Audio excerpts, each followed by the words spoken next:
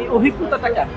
অভিজ্ঞতাটা বলে বোঝানোর না, অভিজ্ঞতাটা অসাধারণ ছিল এবং আমরা যে মিডিয়াতে দেখি এর চেয়ে সামনাসামনি ওয়ার্ল্ড কাপ ট্রফিটা দেখতে খুবই সুন্দর। আপনার কি মনে হয় এটা দেখার পর যদি বাংলাদেশ বিশ্বকাপে খেলতো? হ্যাঁ, আমরা যদি ট্রাই করি ইনশাল্লাহ আমাদের চান্স আছে। আমাদের হামজা চৌধুরী মতো ভালো প্লেয়ার যেহেতু আছে, আমরা যদি ট্রাই করি ইনশাল্লাহ আমরা ওয়ার্ল্ড কাপ খেলতে পারবো। এবং যেহেতু ওয়ার্ল্ড কাপ ট্রফিটা বাংলাদেশে এসেছে, আমার মনে হয় যে এটা আমাদের দেশের ফুটবল লাভার্স এবং খেলোয়াড়দের ইন্সপায়ার করেছে।